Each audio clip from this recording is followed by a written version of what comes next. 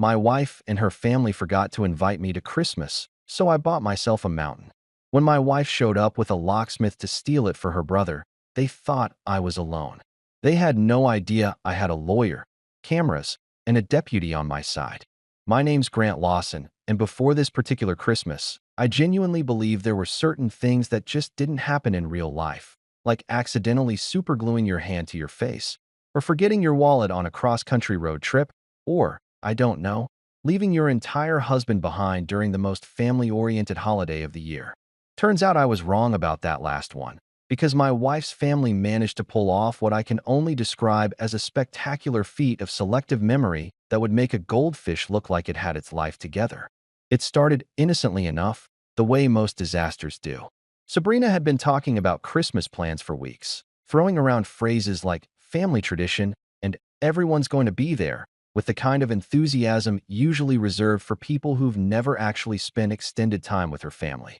I should have known something was off when she stopped mentioning specific details and started using a lot of vague hand gestures whenever I asked about logistics. You know, the kind of hand-waving that says, "Don't worry about it," but actually means, "I'm absolutely not going to deal with this right now because I'm pretty sure you're not going to like the answer." The group chat should have been my first real clue. Sabrina's family has this monstrous text thread called Lawson Family Christmas Magic, which is, without exaggeration, the seventh circle of hell in notification form. It's the kind of chat where her mother Carol sends 14 consecutive messages about napkin colors. Her brother Ethan shares motivational quotes at 6 in the morning that nobody asked for, and various cousins post blurry photos of their kids doing absolutely nothing remarkable with captions like "blessed beyond measure." I'd learned to mute it years ago for my own mental health, checking it maybe once a day just to make sure nobody had died or won the lottery. So there I was, December 25th, sitting in my living room that still had last week's mail scattered on the coffee table, eating leftover lasagna straight from the Tupperware container, because honestly, what's the point of dirtying a plate when you're dining solo? The heating vent above my head was making this rattling sound it had been making since October, the kind of mechanical judgment that seemed to say, "Really, dude? This is what your life has come to." The Christmas tree we'd put up together 2 weeks ago stood in the corner, lights twinkling away like they were mocking my situation, all dressed up with nowhere to go and nobody to appreciate them except me and my lukewarm pasta. That's when curiosity got the better of me and I decided to check the family group chat. Big mistake. Huge. The kind of mistake that changes the trajectory of your entire week, possibly your entire marriage, and definitely your relationship with Italian food. The screen lit up with a barrage of messages I'd somehow missed, and right there at the top was a photo that made my stomach drop faster than the temperature outside. It was the whole gang: Sabrina, Carol, Ethan, his wife Marla with her very pregnant belly, Sabrina's dad Richard, and about 7 other relatives I vaguely recognized from Thanksgivings past. All of them dressed in matching cream-colored sweaters that looked like they cost more than my car payment, holding champagne glasses up to the camera with snow-covered mountains visible through the massive windows behind them. The caption read, "The whole family together in Aspen. Merry Christmas from the Lawsons," followed by approximately 47 emojis including several Christmas trees, champagne bottles, and inexplicably, a flamingo. I sat there, fork halfway to my mouth, tomato sauce probably dripping onto my sweatpants that I'd been wearing for 2 days straight, trying to process what I was seeing. The whole family. The whole family. I looked around my empty living room just to make absolutely sure I hadn't somehow teleported to Aspen without realizing it. Nope, still in suburban Connecticut, still very much alone, still very much not in a cream-colored sweater or anywhere near a champagne glass. I scrolled through the subsequent messages, each one a fresh little dagger to my already wounded pride. There was Carol posting about the amazing dinner at this darling little restaurant where we had to wait an hour, but it was so worth it. And Ethan sharing a selfie on the slopes captioned, "Family bonding time hits different." And even Sabrina herself chiming in with "Best Christmas ever with my favorite people," with a heart emoji that felt like a personal attack. My thumb hovered over the keyboard about 17 times as I tried to figure out what to say. Should I be angry? Confused? Should I play it cool? Should I just send a photo of my lasagna with the caption, "Living my best life"? Before I could decide, my phone buzzed with a private text from Carol. Of course it was Carol. Carol, who signs her text messages like they're formal letters. Carol, who once told me at Thanksgiving that my energy was very interesting, which I'm pretty sure was passive-aggressive speak for, "I don't particularly like you, but I'm too polite to say it directly." The message read, "Hi Grant, sweetie. We thought you were busy with work stuff. Hon, you're always so dedicated to your job. Hope you're having a nice quiet day. Zoxo, Mom Carol." I stared at that message for a solid 3 minutes, letting the audacity of it really sink in. They thought I was busy with work stuff. On Christmas Day, they thought that I, a brand consultant whose entire job description involves making other people's chaos look organized and whose office had been closed since December 23rd, would be so swamped with non-existent work that I couldn't possibly make it to a family vacation that nobody had bothered to actually invite me to. The logic was so circular it could have been a carousel. "Yeah, Carol," I wanted to text back. "I'm super busy. Busy being married to your daughter. Busy living in the house that has both of our names on the mortgage. Busy wondering how an entire family manages to coordinate matching sweaters, book flights, arrange accommodations, and pack suitcases without once thinking, hey, shouldn't we maybe mention this to Grant?" But I didn't send that. Instead, I set my phone down, looked at my pathetic lasagna, and then looked at the heating vent that was still judging me with its mechanical rattle. That night, after I'd finished the lasagna and moved on to stress-eating Christmas cookies that were meant for some party we were supposed to host, but obviously weren't going to anymore, I made a decision. It was the kind of decision that felt simultaneously completely insane and perfectly rational, the kind of decision that probably required more thought, but was going to happen anyway, because spite is a powerful motivator, and I had apparently been storing up a lot of it without realizing. If I wasn't invited to their Christmas, if my presence was so forgettable that an entire family could pack up and leave town without once considering whether I might want to come along, then fine. I'd throw my own Christmas. Solo. Silent. And preferably somewhere around 3,000 feet above sea level where the air was thin, the views were spectacular, and most importantly, where my wife's family and their matching sweaters and their passive-aggressive text messages couldn't reach me. I opened my laptop, cracked my knuckles, and thought to myself, Grant Lawson, it's time to buy yourself a mountain. Here's the thing about being a brand consultant that most people don't understand. My entire job is essentially professional gaslighting. Companies come to me with their dumpster fires, scandals, PR nightmares, products that nobody wants, services that make people actively angry, and I make it all look intentional, curated, and somehow aspirational. I once rebranded a failing juice company that had been sued 3 times for false advertising by pivoting them to raw authenticity and charging twice as much for the same product. It worked. People lined up around the block. So yeah, I'm professionally trained to take chaos and make it look like somebody's 5-year plan, which means I'm also really good at convincing myself that terrible ideas are actually strokes of genius. That's the headspace I was in at 2 o'clock in the morning on December 26th, sitting at my kitchen table with my 4th cup of coffee going cold next to my laptop, still wearing the same sweatpants from the day before, because honestly, why bother changing when your wife is in Aspen pretending you don't exist? The rational part of my brain, the part that usually reminds me to pay bills on time and not send angry emails after 10 p.m., had clocked out for the evening. The irrational part, the part that runs on spite and caffeine and the kind of reckless energy you only get when you've been publicly humiliated by people who are supposed to love you, had taken over the controls. I opened Zillow, which under normal circumstances is just a way to torture yourself by looking at houses you can't afford in neighborhoods you'll never live in. But tonight it felt like a portal to possibility. I typed in mountain cabin, and then, because I apparently have a flair for the dramatic when I'm sleep-deprived, added isolated and dramatic views. The search results loaded and I started scrolling past the usual suspects. Cute little log cabins that looked like they belonged on a syrup bottle, rustic A-frames that screamed, "We have a family game night every Friday." Charming cottages with wraparound porches where you could imagine drinking lemonade and waving at neighbors. And then I saw it. This thing was different. This wasn't a cabin.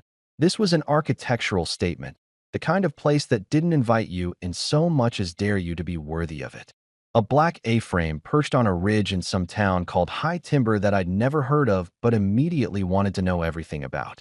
The photos showed sharp angles against an even sharper skyline, floor-to-ceiling windows that probably cost more than my car, and a deck that jutted out over what looked like approximately nothing but air and pine trees for miles. It looked like Batman's vacation home. If Batman decided he needed a break from Gotham and wanted somewhere to brood in style with better Wi-Fi and less crime. The listing described it as a modern minimalist retreat for the discerning buyer seeking privacy and elevation, which in real estate speak means nobody else wants to drive up here, but if you do, you'll feel incredibly superior about it. It had been on the market for 6 months, which should have been a red flag, but instead felt like fate. It was waiting for me. It was waiting for someone who needed to make a point, someone who had just been forgotten on Christmas and was ready to make some questionable financial decisions in response. I clicked on the contact information for the listing agent, and my phone was in my hand before I could talk myself out of it.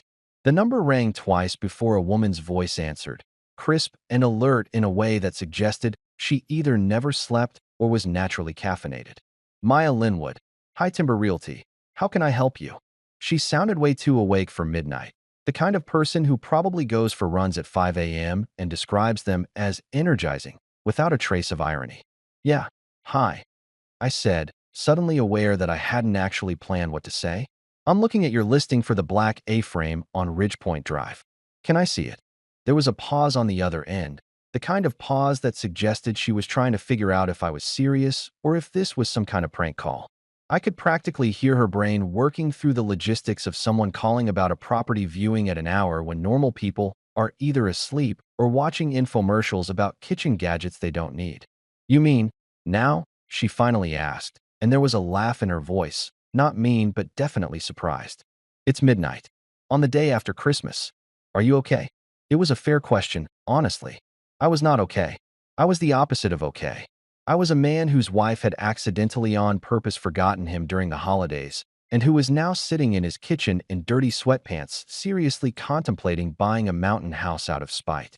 Yeah, now, I confirmed, doubling down on the insanity because at this point, what did I have to lose besides sleep and possibly my dignity, both of which were already pretty compromised? I'm emotionally unstable, and I have Wi-Fi. Let's do this.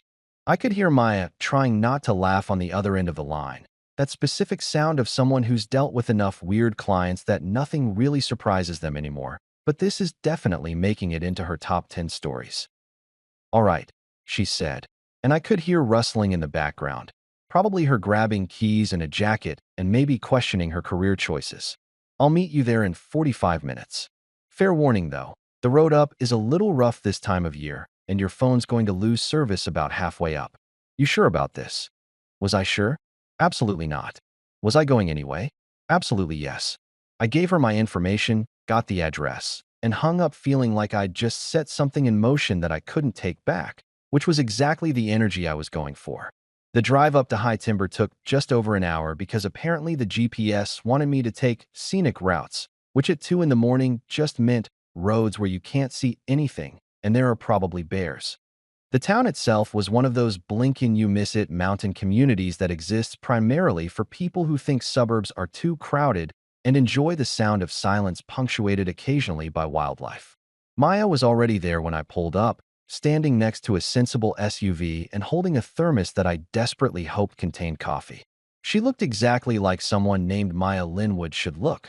Practical hiking boots, a fleece jacket that had definitely seen some actual hiking, and the kind of competent energy that suggested she could probably build a cabin with her bare hands if necessary. Grant Lawson? She asked, extending a hand. The man crazy enough to house hunt at 2 a.m.? I shook her hand and followed her up the path to the house, my phone flashlight barely cutting through the darkness. And then she unlocked the door and flipped on the lights, and I saw the interior for the first time. It was perfect. Not perfect like, oh, this is nice. Perfect like, this is exactly what I didn't know I needed until this exact moment. The main room was all exposed beams and that massive window wall looking out at nothing but darkness right now, but I knew from the photos would be spectacular come sunrise. There was a loft area that looked down on the living space, a kitchen that was small but efficient in that way that said someone had actually thought about how a kitchen should work, and a fireplace that took up half a wall and looked like it could heat the entire place or possibly summon demons, depending on how you used it. So, Maya said, watching me take it all in. What do you think? I turned to her and said, "I'll take it. How fast can we close?" She blinked at me, clearly trying to figure out if I was serious. You don't want to see it in daylight? Maybe bring your wife up? Have an inspection? Wife. Right. The wife who was currently in Aspen having the best Christmas ever with her favorite people, a category that apparently didn't include me. No wife involved in this decision, I said firmly. And I want to close under an LLC. Iron Pine. I pulled the name out of nowhere, but it sounded right. Solid. Permanent. The kind of name that meant business. Maya raised an eyebrow but nodded slowly, already pulling out her phone to take notes. "You're serious," she said, and it wasn't really a question. "Dead serious," I confirmed. "I make bad decisions look intentional for a living. This is just another Tuesday for me. Except it's Wednesday, and I'm buying a mountain." By sunrise, I'd signed more papers than I knew existed, wired more money than I probably should have without sleeping on it, and officially become the owner of a black A-frame in High Timber, Colorado, under Iron Pine LLC. Maya handed me the keys as the sun started painting the mountains pink and orange, and said, "Welcome to High Timber. Try not to freeze to death." It was the beginning of either the best decision I'd ever made or the most expensive mistake of my life, and honestly, I was good with either option at this point. Moving into the A-frame was less like a traditional home relocation and more like voluntarily signing up for the world's most expensive camping trip, except instead of Esmores and acoustic guitars, I had power tools and a growing collection of hardware store receipts that would probably make my accountant weep. I didn't have furniture because furniture requires planning, and planning requires admitting to yourself that you're actually doing this insane thing, which I wasn't quite ready to do yet. What I did have was a sleeping bag rated for temperatures I hoped I'd never actually experience, a thermos that had become my emotional support object, and enough coffee grounds to fuel a small army or one very determined man going through what was either a midlife crisis or a late-onset rebellious phase. The first night in the house, I slept on the floor in the main room because the idea of climbing up to the loft felt like too much commitment. The sleeping bag was spread out in front of the fireplace that I hadn't figured out how to use yet, and I lay there staring up at the exposed beams thinking about how this was either the most empowering thing I'd ever done or the most elaborate way to avoid couples therapy ever invented. Probably both. The wind outside made this howling sound that was either atmospheric and cool or genuinely terrifying, depending on my anxiety levels at any given moment, and I could hear small animals, or what I desperately hoped were small animals, skittering around on the roof like they were holding some kind of woodland creature convention up there. But here's the thing about spite. It's an incredibly powerful motivator. More powerful than inspiration, more reliable than motivation, definitely more effective than those self-help books that tell you to visualize your success while doing morning affirmations in the mirror. Every morning I woke up on that increasingly uncomfortable floor, I thought about Sabrina and her family in their matching sweaters and their coordinated vacation, and then I got up and fixed something. It became my routine, my therapy, my middle finger to the universe in the form of home improvement. The fireplace was my first conquest, and let me tell you, figuring out how to properly operate a wood-burning fireplace when you've spent your entire adult life with central heating is humbling in ways I wasn't prepared for.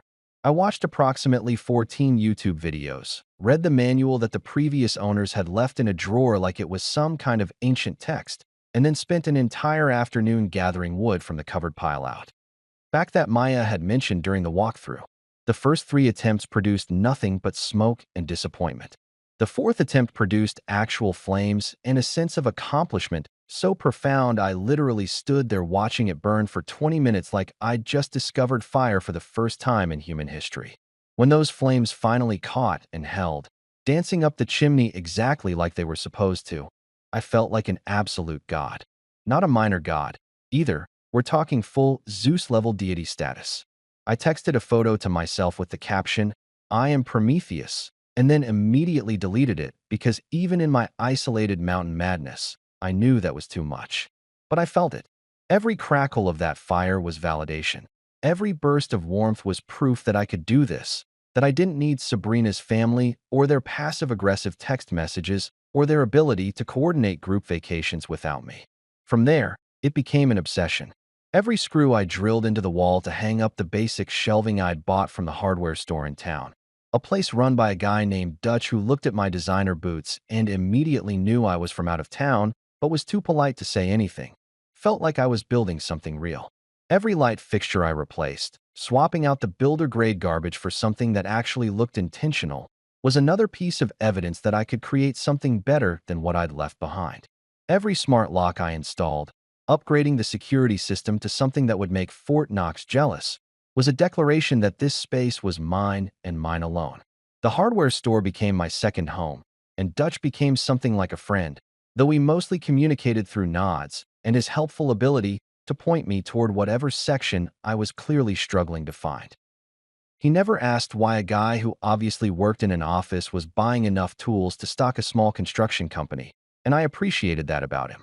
The town of High Timber operated on a strict mind-your-own-business policy that I found deeply refreshing after years of living in a suburb where your neighbors knew your business before you did and felt entitled to comment on everything from your lawn care to your marriage. By the end of week 2, I had Wi-Fi installed by a technician named Carlos who made the trek up the mountain and said "nice place" in a tone that suggested he'd seen weirder, new cabinets that I'd assembled myself with only moderate cursing and 2 trips back to return the wrong hinges, and what I'd started calling my emotional support sledgehammer. The sledgehammer had originally been purchased for a completely legitimate home improvement purpose that I've honestly forgotten, but it had evolved into something more symbolic. Sometimes I'd just hold it while standing on the deck, looking out at the view, feeling its weight in my hands, and thinking about how satisfying it would be to demolish something if I ever needed to. The deck had become my favorite spot, especially at sunrise when the light hit the mountains in a way that made them look like they were on fire in the best possible sense. I'd stand out there with my coffee, watching the world wake up in complete silence except for the occasional bird that apparently hadn't gotten the memo about winter migration, and feel something that took me a while to identify because I'd been so busy being angry and petty that I'd forgotten what it felt like. Peace. Actual, genuine peace. The kind that doesn't come from meditation apps or wellness retreats or family therapy sessions, but from standing on a deck you bought with your own money, looking at a view that nobody else is entitled to, drinking coffee that you made in a kitchen that's entirely yours. One morning, feeling particularly proud of myself for having survived 2 full weeks of solo mountain living without dying of exposure or being eaten by whatever was having meetings on my roof at night, I took a photo of that sunrise view. The light was hitting everything just right, making the whole scene look like something from a travel magazine, and the deck railing I'd reinforced myself was perfectly framing the mountains in the background. I posted it to my Instagram, which I rarely used except for the occasional work thing, with the caption, "Bought myself some peace and decent Wi-Fi." It felt good, simple, honest, a quiet little victory that didn't need explanation or justification, just a statement of fact.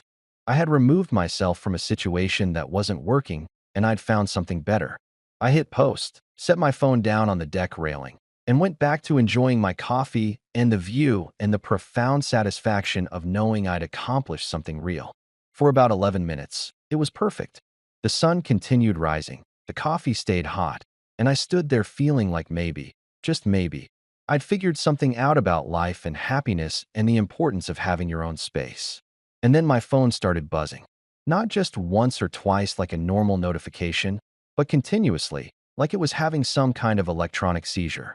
I picked it up and watched in real time as my screen filled with notifications, comments, tags, messages, all of them coming in so fast the phone couldn't keep up.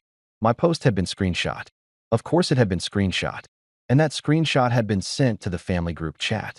The same family group chat that had documented their Aspen adventure without me. Carol had found it, and Carol had opinions, and Carol was about to make my quiet mountain victory into a family crisis. I watched the messages pile up in the group chat, each one worse than the last, and realized that my peaceful morning was officially over. The phone kept buzzing in my hand like an angry hornet, and I thought about my emotional support sledgehammer sitting just inside the door. Maybe, just maybe, I was going to need it sooner than I thought. The thing about family group chats is that they're essentially digital hostage situations where you can't leave without causing an international incident, and every notification carries the potential to ruin your entire day. I'd learned this years ago when I first got added to Lawson Family Christmas Magic, and made the rookie mistake of trying to contribute actual opinions. Now I just muted it and checked in periodically like someone monitoring a natural disaster from a safe distance, occasionally throwing in a thumbs up emoji to prove I was technically still alive and participating in family life.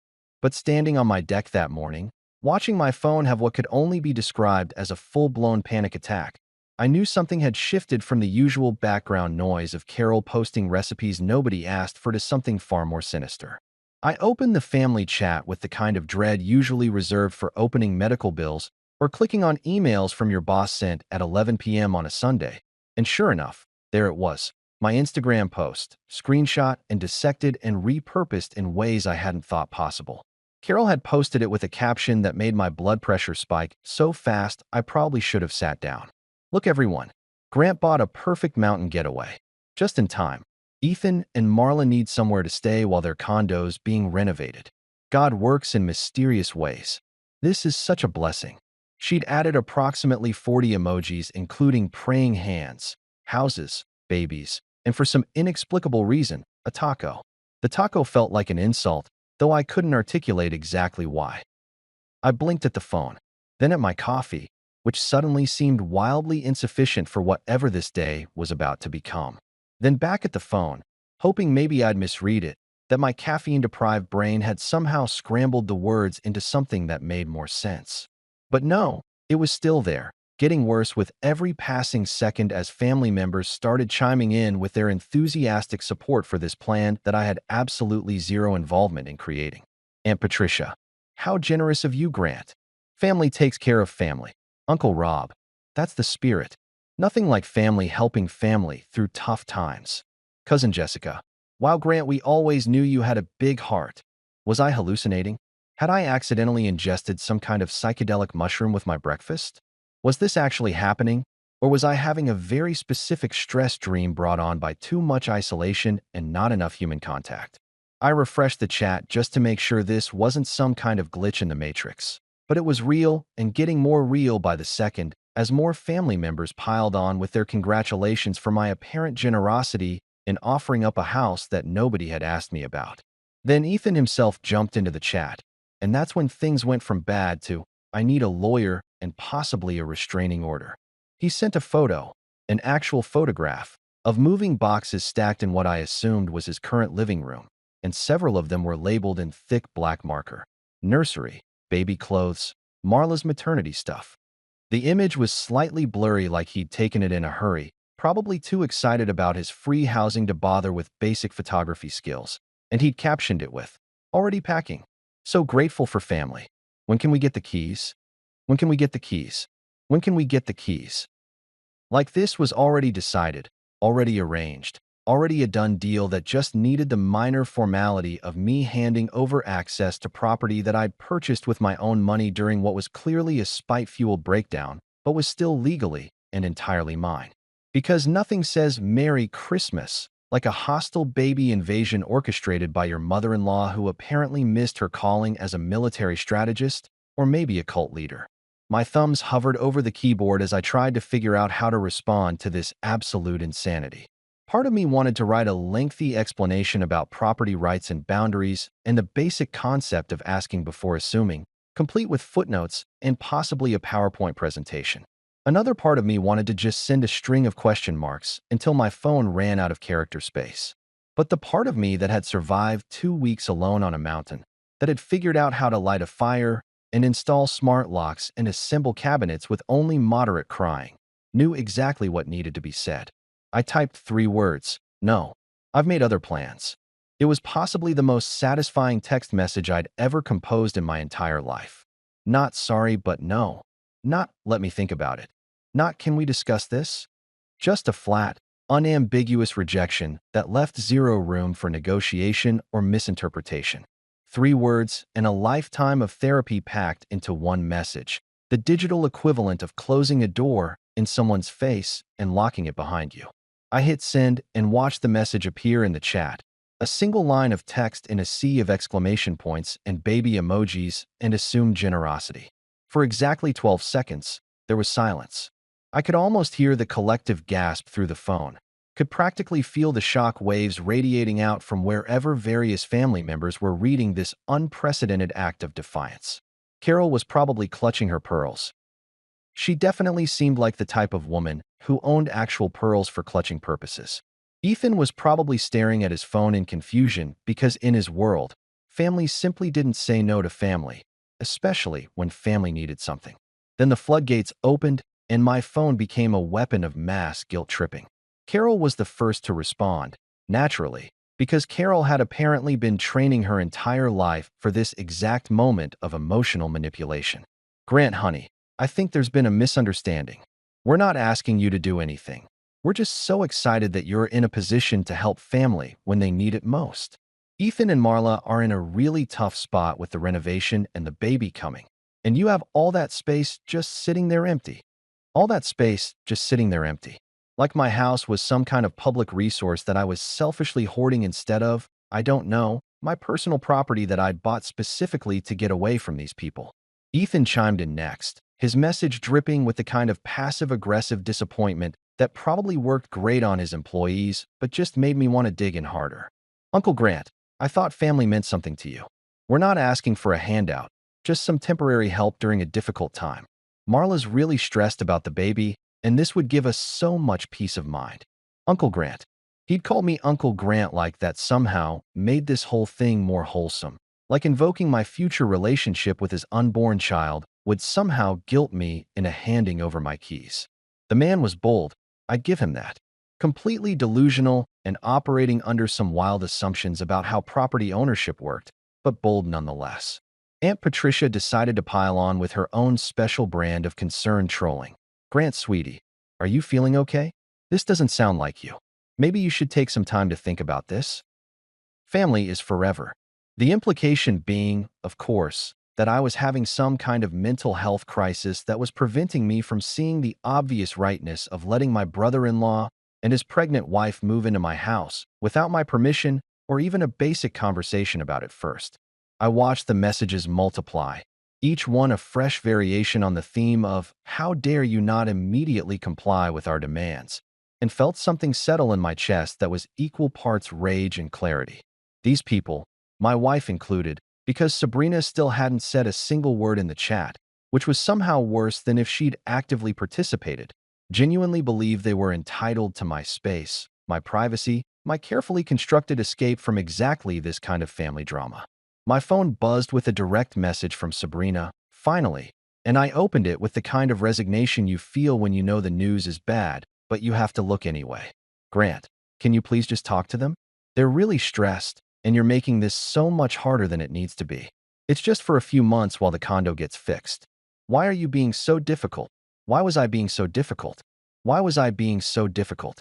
I stared at that message for a long moment, standing on my deck overlooking mountains that belonged to me, in a house that I'd bought and furnished and fixed up with my own two hands, and I realized something fundamental. I wasn't being difficult. I was being clear. There's a difference, and it was about time my wife and her family learned what it looked like. I didn't respond to Sabrina. Instead, I went back into the main chat, took a screenshot of Carol's original message, and started a new text to Maya Linwood, my realtor who'd sold me this place and had given me her number for emergencies or weird questions about mountain living. This definitely qualified as weird, and possibly an emergency, depending on how aggressive my in-laws decided to get about their imaginary claim to my property. Maya, I typed, I need a good lawyer. Preferably one who specializes in property law and has experience dealing with entitled family members. Know anyone? Her response came back in under 2 minutes. Oh boy. Yeah, I know someone. Her name's Sable Winters, and she doesn't mess around. Want me to send you her info? Sable Winters. Even the name sounded like someone who could end this nonsense with a single raised eyebrow and a strongly worded letter. Yes, please. I texted back, and then I went inside to make more coffee because I had a feeling this was just the beginning of a very long battle, and I was going to need all the caffeine I could get. The phone call from Carol came at 7:30 in the morning, which was either calculated to catch me off guard or timed for maximum dramatic impact, possibly both. I was in the middle of my third cup of coffee, standing on the deck watching a family of deer do absolutely nothing interesting in the clearing below, when my phone started vibrating with her contact photo. A picture from some family barbecue where she's wearing a sun hat the size of a small vehicle and holding a glass of white wine like it's a religious artifact. I considered not answering, letting it go to voicemail where I could deal with it later or possibly never. But curiosity got the better of me because I genuinely wanted to know how she was going to spin this latest development. Grant, she said the moment I picked up, and her voice had that specific wobble that meant she was either genuinely crying or doing an excellent impression of someone who was genuinely crying. Grant, how could you? You're breaking this family apart. Ethan and Marla are devastated. Devastated. Do you know what stress does to a pregnant woman? Do you even care? The guilt trip was coming in strong right out of the gate. No warm-up, no pleasantries, just straight to the emotional manipulation that she'd probably been rehearsing since my no in the group chat yesterday. Here's what I wanted to say. Carol, your son is a 34-year-old man with a job and a condo that's allegedly being renovated. And if he can't figure out temporary housing without commandeering his uncle's property, that's a planning problem, not a family emergency. What I actually said was nothing, because I'd learned years ago that engaging with Carol when she was in full victim mode was like trying to reason with a hurricane. Pointless, exhausting, and you'd just end up wet and miserable. Are you even listening to me? She continued, her voice climbing an octave. This is what family does, Grant. Family helps family. Family doesn't just abandon people when they need help the most.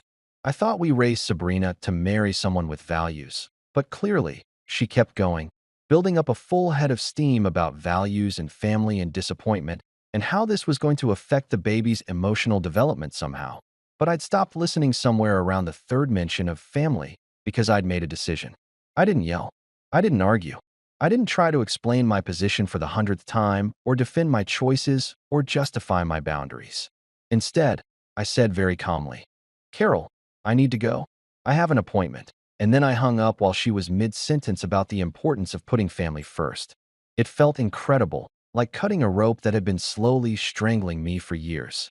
My hands were shaking slightly from the adrenaline, but it was the good kind of shaking, the kind that comes from finally standing up for yourself after spending way too long being accommodating. I immediately pulled up Maya's text with Sable Winter's contact information and dialed before I could second-guess myself.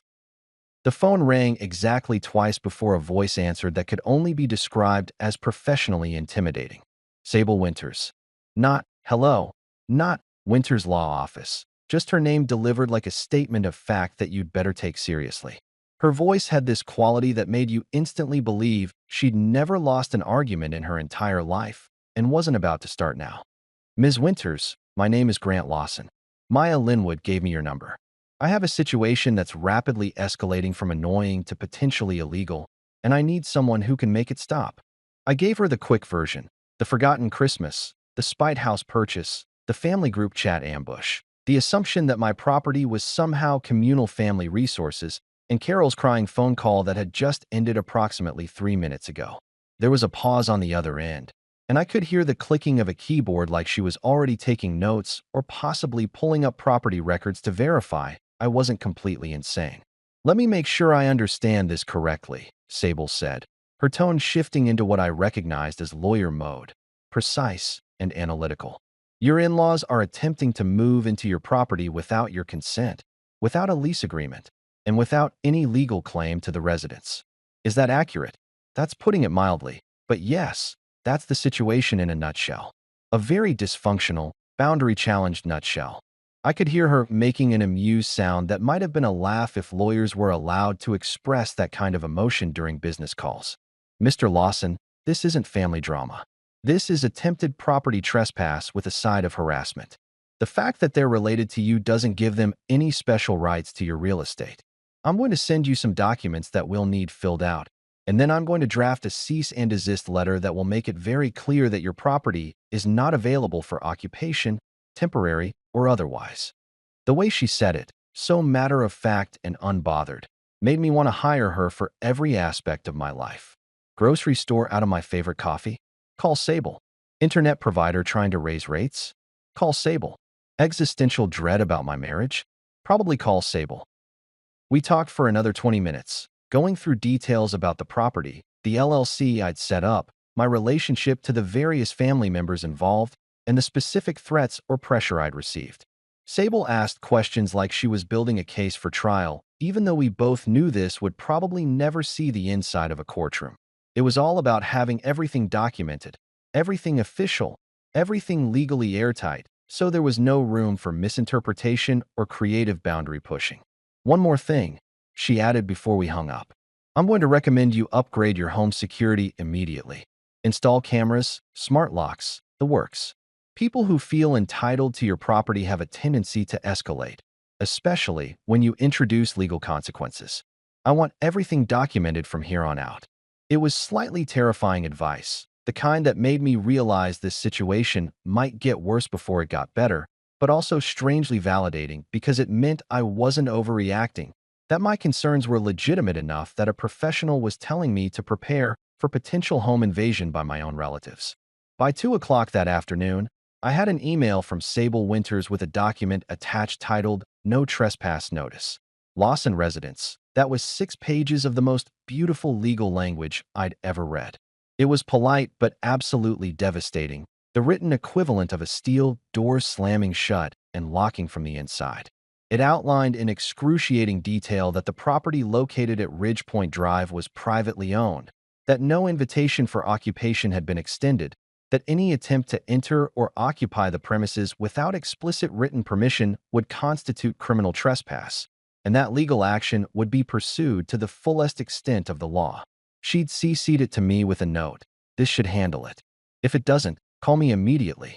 I printed 3 copies. One for my files, one to mail to Ethan and Marla's address that I pulled from an old Christmas card, and one to mail to Carol and Richard because why leave anyone out of the fun? Putting those envelopes in the mailbox at the end of my driveway felt like mailing tiny bombs of legal reality, and I'd be lying if I said I didn't enjoy it immensely. But Sable's advice about security kept echoing in my head, so I made a trip down the mountain to the only electronics store within 50 miles, a place called Peak Tech that was run by a guy in his 20s named Jordan who got way too excited when I explained I wanted to turn my house into something resembling a secure government facility. Oh man, yeah, I can totally set you up. How paranoid are we talking? Like normal paranoid, or are we going full doomsday prepper? Somewhere between I want to know if a squirrel farts on my porch and my in-laws are trying to stage a housing coup, I told him, and to his credit, he didn't even blink. By the time we were done, I had a shopping cart full of smart locks, security cameras with night vision, motion sensors, and a doorbell camera that could probably identify someone's dental records from 50 feet away. Installation took the rest of the afternoon and most of the evening, and I won't lie, there was a learning curve involving multiple YouTube tutorials, one minor electrical shock that I'm pretty sure took a year off my life, and a creative amount of swearing that probably scared the local wildlife. But by 10 p.m., I was sitting at my kitchen table watching 4 different camera feeds on my laptop, each one showing a different angle of my property in crisp high-definition glory. I created a folder on my desktop and labeled it Mountain Defense Strategy version 1.0 because if I was going to do this, I might as well commit to the bit. My house had officially become Fort Knox with Wi-Fi, and I'd never felt safer or more petty in my entire life. Bring it on, Carol. My wife and her family had actually hired a professional locksmith to break into my house, and they'd done it with the kind of casual confidence that suggested they genuinely believed this was a reasonable course of action. I stood there in my kitchen, wooden spoon still in my hand, watching this unfold on my laptop screen like it was some kind of reality show pilot called Extreme Entitlement, Family Edition, and I was the unwilling star. They piled out of their vehicles, Sabrina first, looking uncomfortable in that specific way that meant she knew this was wrong, but was going along with it anyway, followed by Carol who was carrying what appeared to be a casserole dish, because apparently home invasion goes better with side dishes. Then Richard looking stern and patriarchal like he was about to deliver a lecture about responsibility. Ethan trying to help his very pregnant wife Marla out of the back seat. And finally the locksmith, a middle-aged guy in coveralls who was pulling out a drill that looked capable of opening a bank vault. The doorbell camera captured everything in perfect high-definition detail as Carol pressed the button and smiled directly into the lens like she was posing for a Christmas card. I tapped the speaker function on my phone, and her voice came through crystal clear. "Grant, honey, we're here. We brought ham." She held up the casserole dish like it was a peace offering, like carbohydrates and processed meat were somehow going to make up for the fact that she'd just shown up with a tactical team to forcibly enter my property. I took a deep breath, set down my wooden spoon, and pressed the talk button on my doorbell app. Carol, I can see you. I can see all of you. And I can see the locksmith you brought to break into my house. Congratulations on the ham. Now leave. My voice came out calmer than I felt, which I considered a personal victory given that my blood pressure was probably high enough to require medical intervention. There was a moment of confusion on their faces, that split second where they realized I was watching them in real time and their element of surprise had been completely neutralized by technology and spite.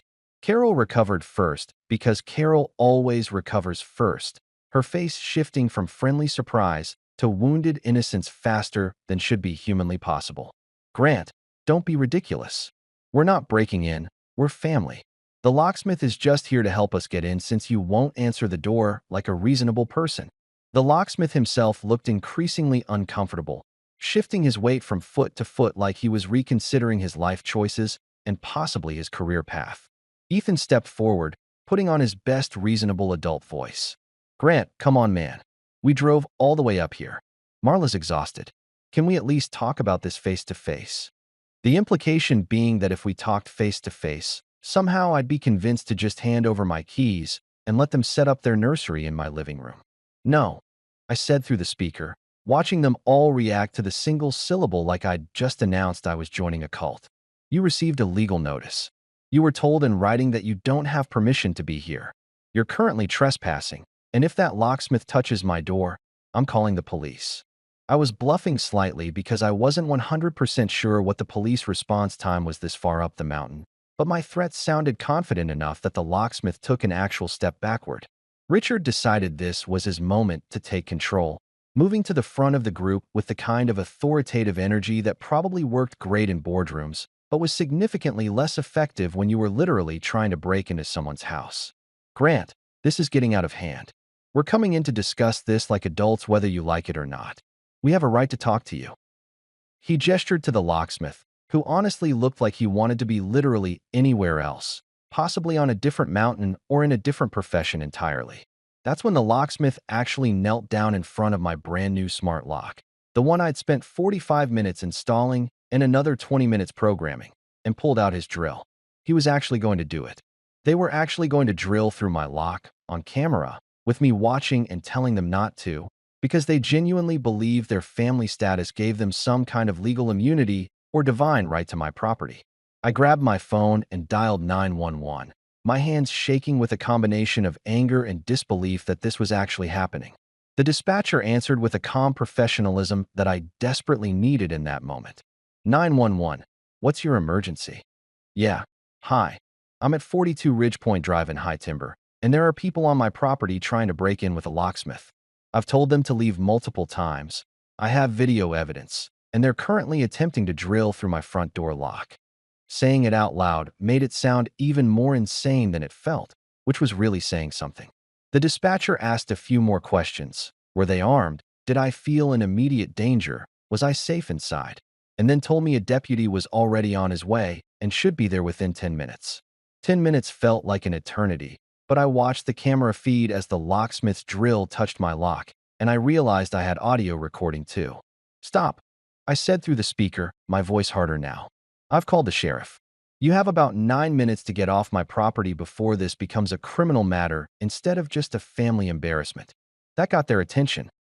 Carol's face went pale. Sabrina grabbed her mother's arm like she was trying to physically hold her back from saying something stupid, and the locksmith stood up so fast he nearly dropped his drill.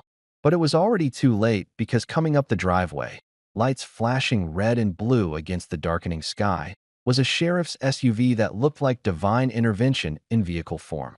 Deputy Reed Miller emerged from his cruiser with the kind of deliberate slowness that suggested he'd dealt with domestic disputes before and wasn't particularly impressed by this one.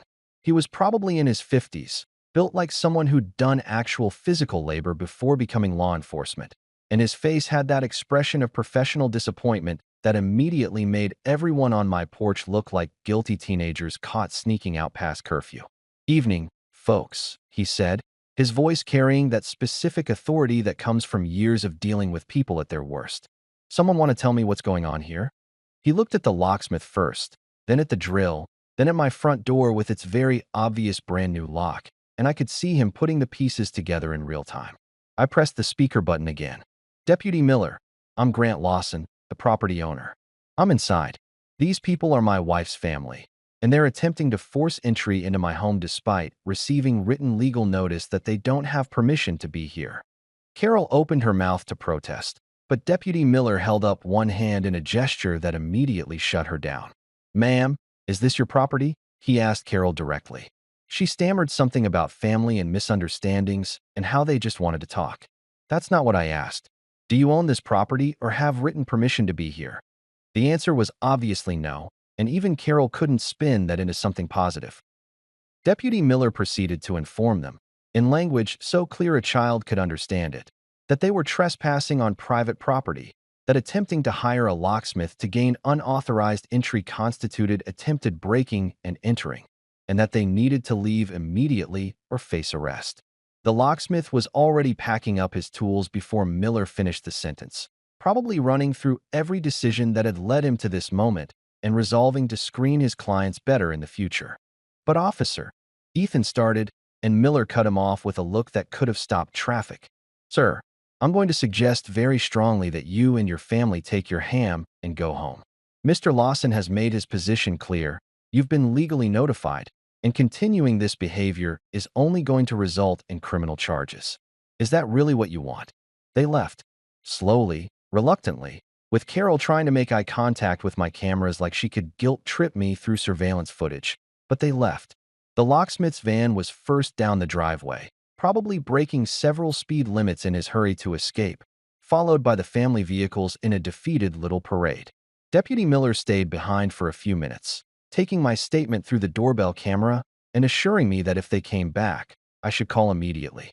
When his taillights finally disappeared down the mountain, I stood there in my kitchen, chilly, forgotten, and probably burned by now, and realized I was grinning.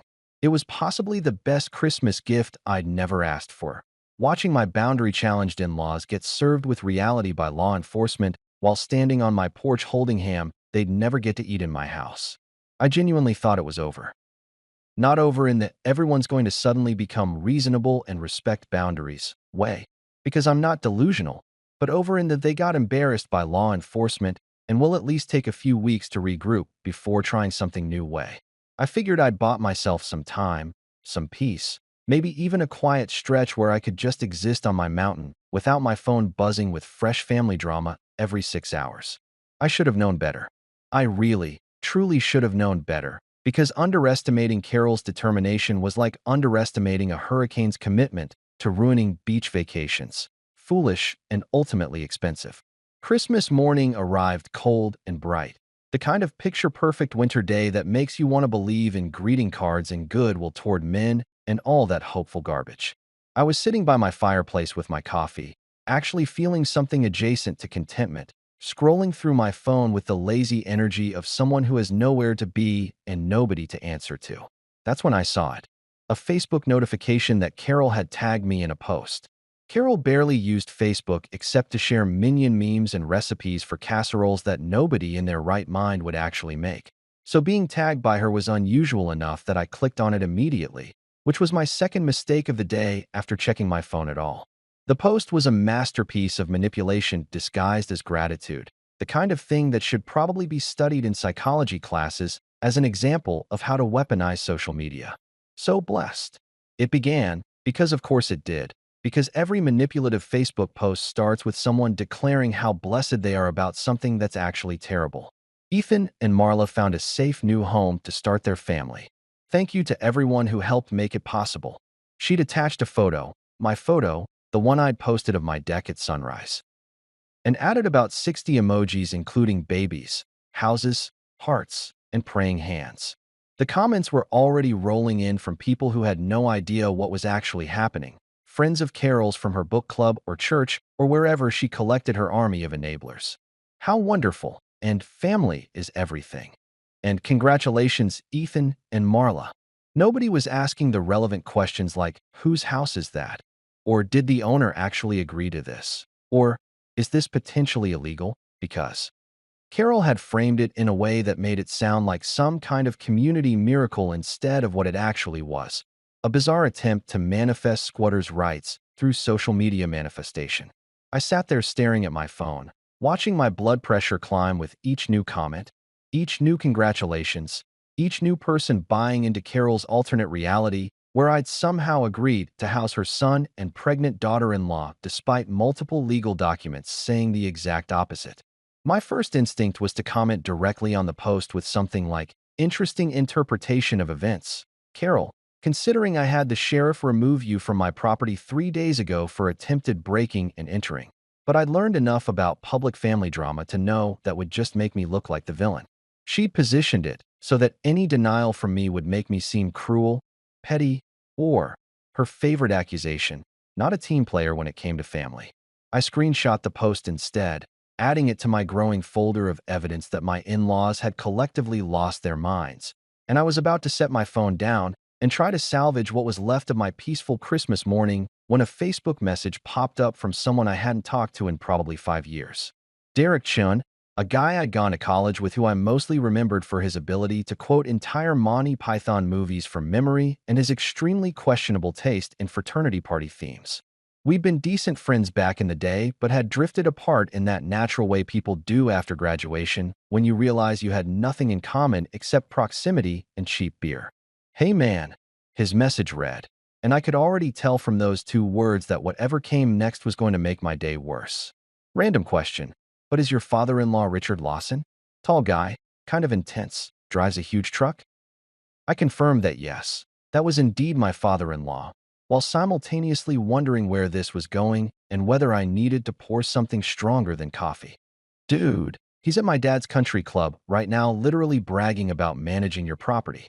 Something about tenants and rental income? Thought you should know because it sounded weird. Managing my property. Managing my property." Richard was out there telling people at a country club where these things get around and turn into gossip and potentially screw with my professional reputation, that he was somehow involved in managing my house. The audacity was actually impressive in a horrifying way, like watching someone juggle chainsaws while riding a unicycle. You have to respect the commitment even as you're terrified of the inevitable disaster. I thanked Derek for the heads up, my hands already moving to open my laptop, because if Richard was out there claiming property management rights, I needed to know what else they'd been doing behind the scenes. The county website for property records was one of those government sites that looks like it was designed in 1997 and never updated, all broken links and weirdly formatted text. But I navigated to the property lookup section and typed in my address with the kind of dread usually reserved for checking your bank account after a night of drunk online shopping. There it was, buried in the recent activity section, a mail forwarding request.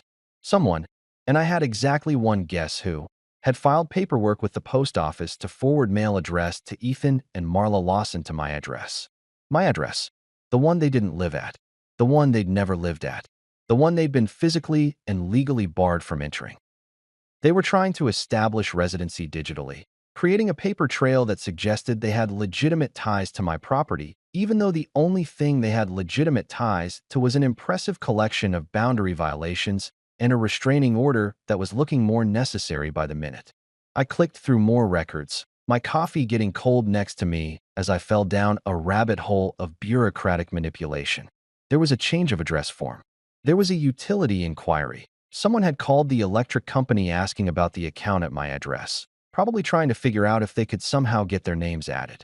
There was even a notation about a delivery attempt for furniture that I definitely hadn't ordered, with Ethan's name on the recipient line and my address as the destination.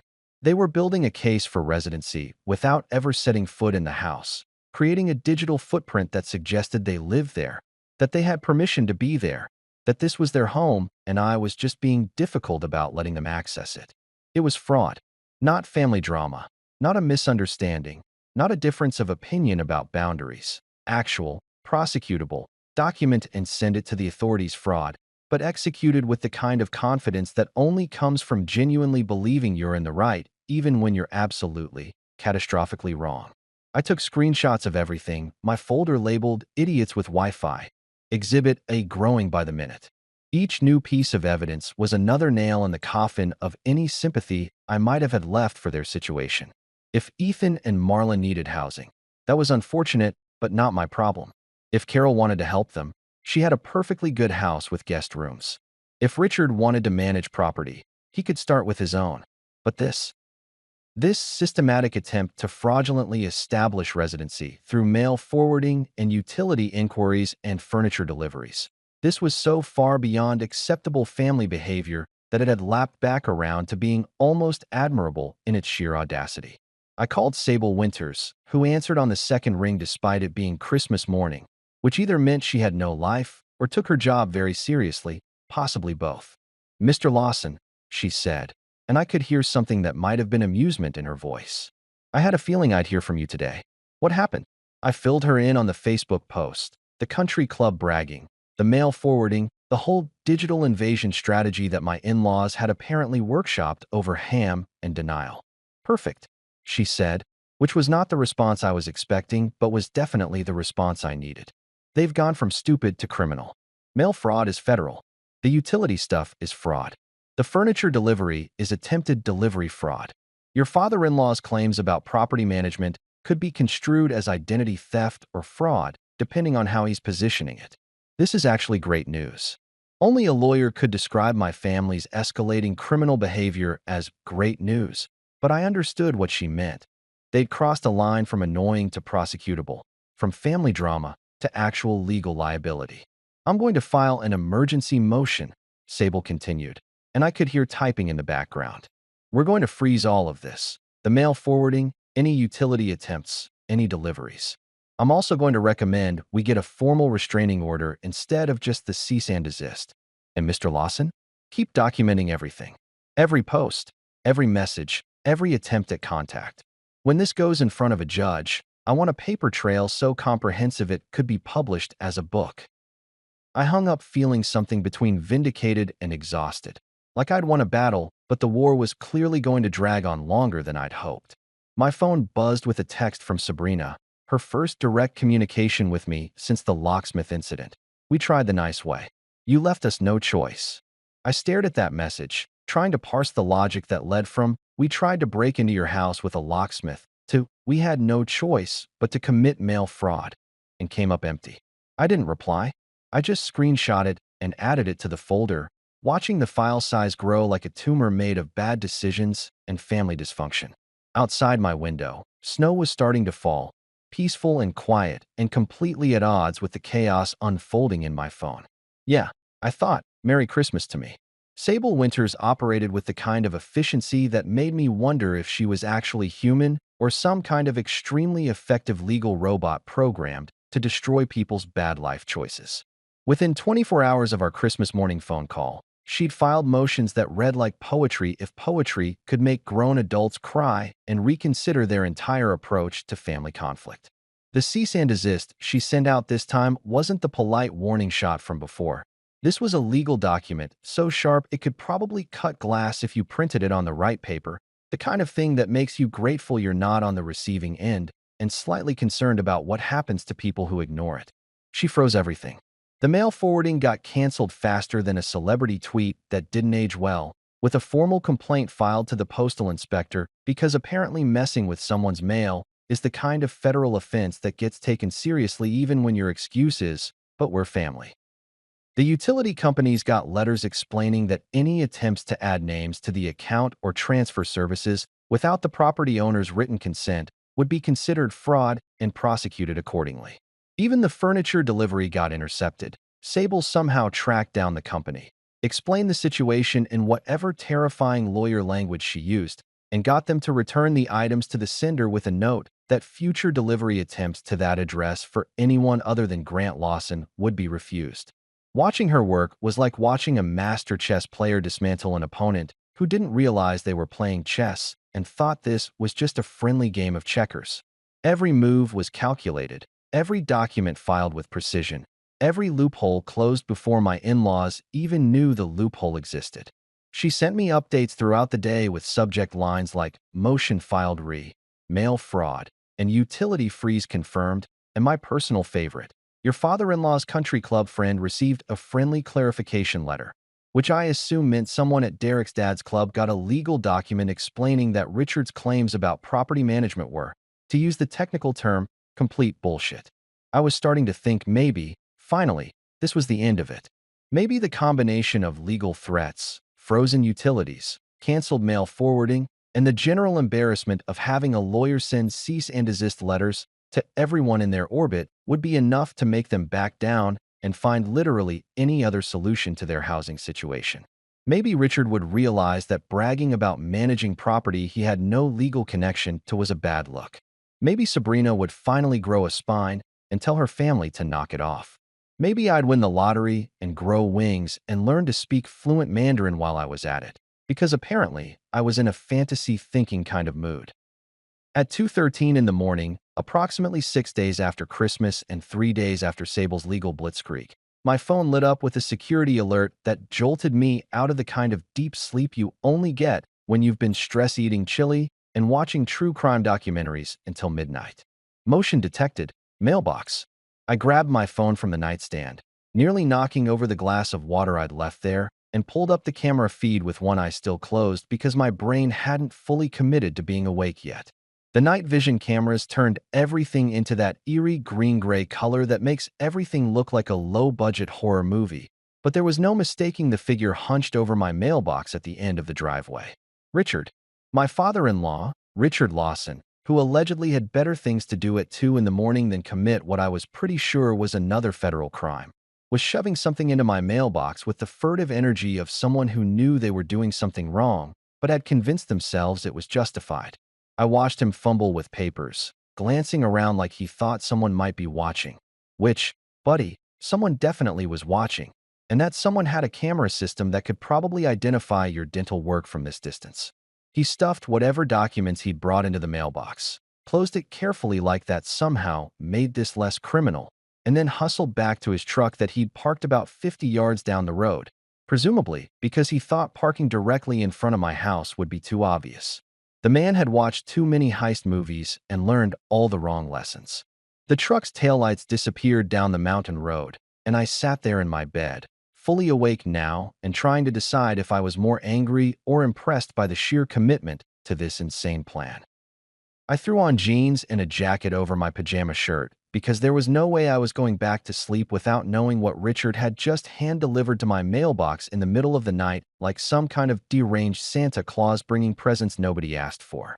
The walk down my driveway in the freezing cold at 2:30 in the morning, armed with a flashlight and a growing sense of disbelief at my life choices, gave me plenty of time to contemplate how I'd gotten here.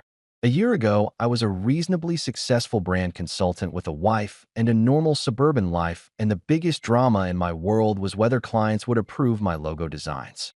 Now I was retrieving mystery documents from my mailbox at an hour when the only other living creatures awake were probably coyotes and insomniacs, all because I'd married into a family that viewed boundaries as suggestions and property law as more of a guideline than a rule. I opened the mailbox and pulled out a stack of papers that had been folded and shoved in haphazardly, the kind of sloppy work that suggested Richard had been in a hurry or possibly having second thoughts halfway through. I unfolded them right there under my flashlight, the beam shaking slightly from a combination of cold and adrenaline, and started reading what can only be described as the most amateur attempt at legal forgery I'd ever seen. There were forms, official-looking forms that had probably been downloaded from some sketchy website, claiming Richard Lawson as the authorized property manager for the residents at my address. There were rental agreements with Ethan and Marla's names on them, complete with forged signatures that didn't even remotely match mine, and a monthly rent amount that was insultingly low. There was even a notarized document, except the notary information was clearly fake, using a stamp that looked like it had been made with a potato and some ink. It was the kind of thing that would have been funny if it wasn't also deeply concerning that a grown man with a functioning career thought this would somehow hold up under any kind of scrutiny. Did he think I wouldn't notice? Did he think the legal system operated on a first-come, first-served basis, where whoever filed the most paperwork won regardless of whether that paperwork was legitimate? Was this genuinely his plan, or was this a desperate Hail Mary from someone who'd backed himself into a corner and couldn't figure out how to get out? I took the papers, walked back up to my house with my breath fogging in the cold air, and the first thing I did was scan every single page. Then I pulled up the camera footage, clipped the relevant section showing Richard's 2 a.m. mailbox crime spree, and sent everything to Sable with an email subject line that read, "Adding to the evidence pile. Mail fraud with a side of forgery." It was 3 in the morning by the time I hit send, but I knew Sable would see it first thing, and I wanted her to have time to work her legal magic before Richard woke up and realized he'd just handed me enough evidence to bury him. Her response came through at 8:47 a.m., which meant she'd been up for hours and had probably already filed 6 motions before most people had their first coffee. Got it. Emergency protection motion being filed within the hour. This is textbook harassment, fraud, and forgery. Judge Carter owes me a favor. We should have a hearing by end of week. Keep your doors locked and cameras running. The casual mention that she had judges owing her favors was both reassuring and slightly terrifying, like finding out your accountant is also friends with the IRS commissioner. By noon, true to her word, Sable had filed an emergency motion for a restraining order that included the camera footage, the forged documents, the mail forwarding attempts, Carol's Facebook post, Richard's country club claims, and probably a few other things I'd forgotten about in the chaos. The motion was a work of art, laying out a pattern of behavior that escalated from annoying to illegal with a timeline so detailed it could have been a true crime podcast episode. She'd included everything, creating a narrative that even someone with zero legal knowledge could follow. This family had systematically attempted to occupy property they didn't own through increasingly criminal means, and they needed to be legally stopped before someone got hurt or something got damaged. At 12:05 p.m., my phone buzzed with a text from Sabrina. Not a call, not a voicemail, just a text that appeared on my screen like a tiny bomb of passive aggression. "We tried the nice way. You left us no choice." I read it 3 times, trying to understand the logic that connected nice way to hired a locksmith to break into your house, or committed mail fraud, or forged property management documents at 2 in the morning. The mental gymnastics required to frame any of their behavior as nice deserved some kind of Olympic medal for creative delusion. I didn't reply. I didn't call. I didn't engage at all because engaging meant playing their game, and I was done playing games. Instead, I screenshot the message, saved it with a timestamp, and added it to my folder titled Idiots with Wi-Fi. Exhibit A, which had grown from a few megabytes to what could probably be published as a comprehensive guide to what not to do when your family member buys a house you want. The folder was practically an archive at this point, a digital museum of boundary violations and criminal behavior, all neatly organized and ready for whatever judge would eventually have to look at this mess and decide who was actually crazy here. Outside my window, the mountains sat peaceful and unconcerned with human drama, the way mountains do. Inside my house, I made another pot of coffee and settled in to wait for whatever came next. Because if there was one thing I'd learned from this entire experience, it was that with this family, there was always something next.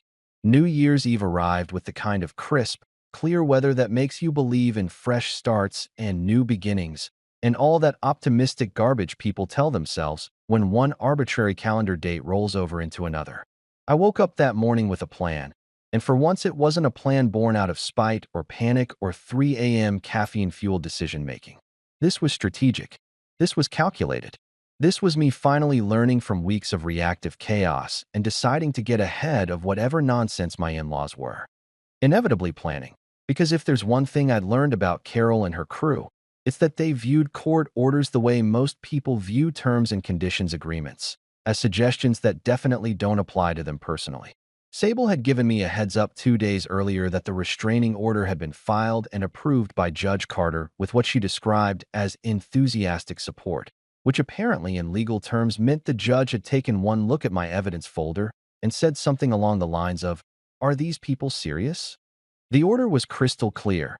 No contact, no property visits, no communication except through legal representation. Violation would result in immediate arrest and contempt charges. It was beautiful, comprehensive, and worth every penny I was paying Sable, which at this point was probably enough to buy a small car, but felt like a bargain given the peace of mind. But here's the thing about people who've spent their entire lives getting their way through persistence and emotional manipulation. They don't give up just because a judge tells them to. They regroup, They strategize, they find loopholes or create new approaches, and they absolutely do not respect boundaries just because those boundaries now have legal enforcement behind them. So I figured if they were going to show up, and my gut said they were definitely going to show up, I wanted witnesses. Not just any witnesses, but the kind of people who could testify in court if needed, and who would also make it socially awkward for my in-laws to pull their usual routine. That's how I ended up throwing a New Year's Eve party in a house I'd owned for less than a month, inviting people I'd known for varying lengths of time, but all of whom had one thing in common. They thought this whole situation was absolutely insane and were morbidly curious to see how it played out. My coworker Priya showed up first, carrying a bottle of wine that probably cost more than my monthly utilities and wearing a sweater that said, "New Year, New Boundaries," which she'd apparently gotten custom made just for this occasion. She worked in our creative department and had the kind of dark sense of humor that made her excellent at branding campaigns and even better at calling out dysfunctional family dynamics. Gabe arrived next with his boyfriend Marcus, both of them bringing enough fancy cheese to feed a small army and the kind of supportive energy that made me remember why I'd stayed at my company for 7 years despite the occasionally soul-crushing nature of making chaos look intentional for corporations. Gabe had been my work friend who'd evolved into an actual friend somewhere around year 3, the kind of person who'd helped me move apartments and never once asked invasive questions about my marriage until I brought it up myself. Luce, whose real name was Lucas, but everyone called him Luce because of an incident involving cargo pants and an unfortunate wardrobe malfunction during a client presentation that nobody would let him forget, showed up with craft beer and a Bluetooth speaker already playing a playlist he'd titled Spite House Warming. My mountain neighbors Sarah and Tom were the last to arrive, and I'd only met them twice before when they'd stopped by to introduce themselves and warn me about the bears that occasionally wandered through during warmer months. They were in their 60s, had lived in high timber for 30 years, and had the kind of no-nonsense attitude that came from dealing with actual wilderness instead of suburban drama. Sarah brought homemade cookies that were somehow both festive and threatening, and Tom brought a story about the last person who tried to squat in a vacation home up here and how that had ended with the sheriff's department and a very cold night spent in a cell. We set up in the main living area with the fire going, hot cocoa on the stove because I decided alcohol would make me either too relaxed or too aggressive and I needed to stay somewhere in the middle, and chili simmering in a slow cooker that Priya had insisted I buy because apparently I couldn't live on canned soup forever. The conversation flowed easily, the kind of laughter that echoes off exposed beams and makes a house feel like an actual home instead of just a strategic purchase made during an emotional crisis. For a few hours, I almost forgot why I'd invited them, almost relaxed into the idea that this was just a normal New Year's Eve party with friends instead of a carefully orchestrated witness protection program. Then headlights cut through the darkness outside, 2 sets of them coming up the driveway in a formation that suggested coordination and planning. Everyone in the room felt the shift, conversations trailing off as we all turned toward the windows like we were watching the opening scene of a horror movie where the monsters arrive right on schedule. I walked to the window and saw 2 SUVs parking in front of my house with the confidence of people who believe they had every right to be there, and I muttered, "Well, look who RSVP'd late to the party." Priya appeared next to me with her wine glass, peering out into the darkness. "Is that them?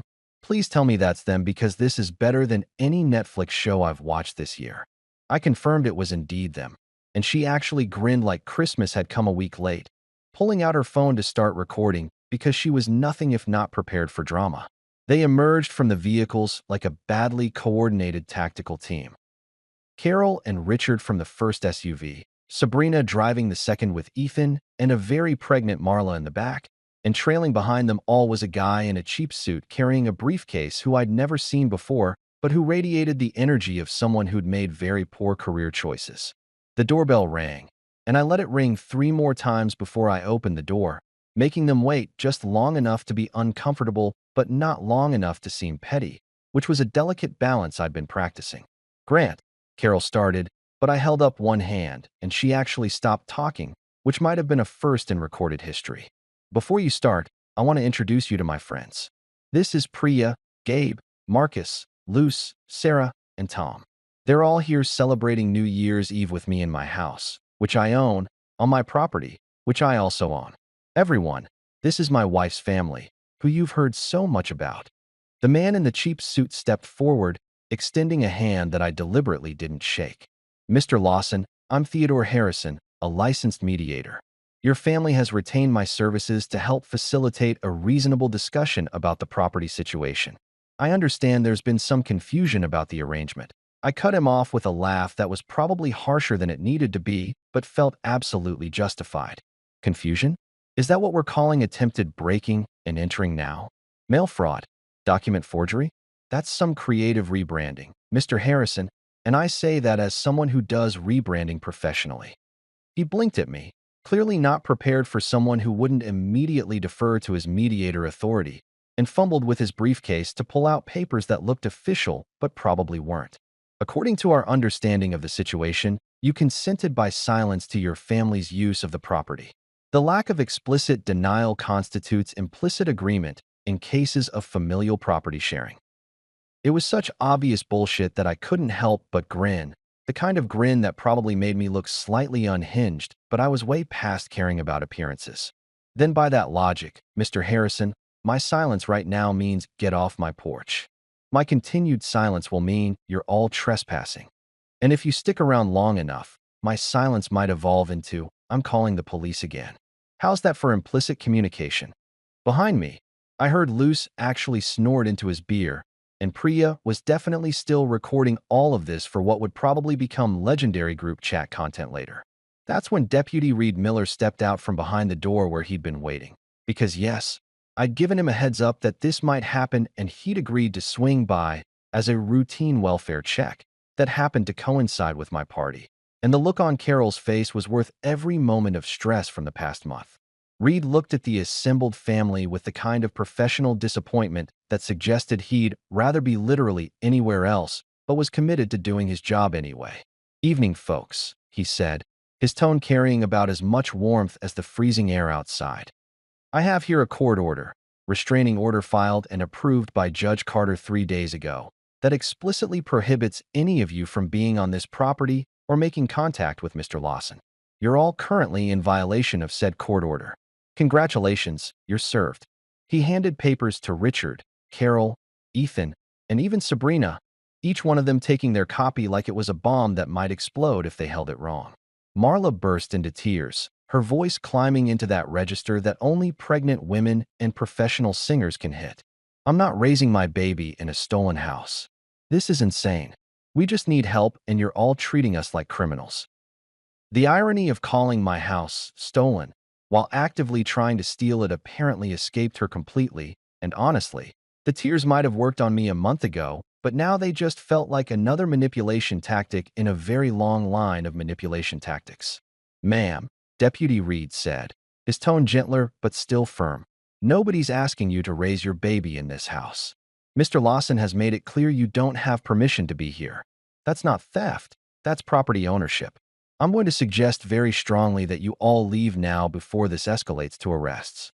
Marla was the first to crack, turning and waddling back to the SUV with Ethan trailing behind her, looking like he'd just realized that maybe, possibly, his family had been wrong about all of this.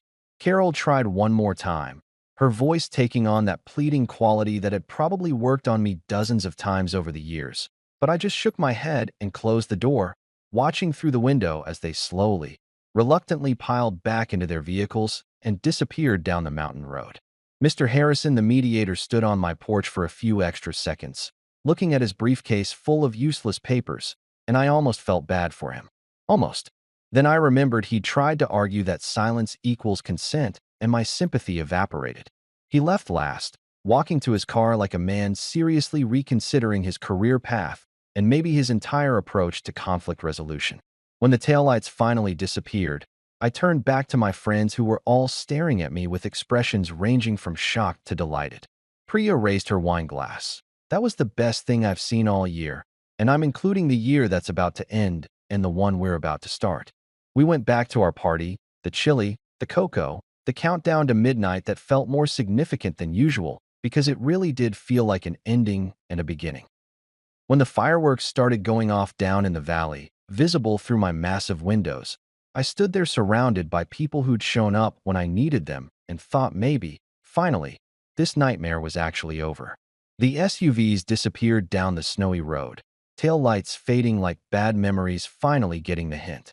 I closed the door, turned the deadbolt that had survived a locksmith invasion and came out stronger, and looked at my friends who were all grinning like they'd just witnessed the season finale of their favorite show. "Anyone want more cocoa?" I asked, heading toward the kitchen. The marshmallows are undefeated tonight. The room erupted in laughter, the good kind that fills a space and makes it feel alive. Outside, fireworks cracked over the valley in bursts of gold and silver, somebody down in high timber celebrating the new year with enthusiasm and probably some questionable fire safety decisions. Inside, I felt something better than revenge, something more lasting than satisfaction. I felt peace. Peace with Wi-Fi, peace with boundaries, peace with the radical concept that sometimes the best thing you can do for yourself is lock a door and mean it. When you're married into chaos long enough, silence feels revolutionary. So yeah, my wife forgot to invite me to Christmas. That's fine. I bought myself a mountain. And unlike her, I know how to lock a door.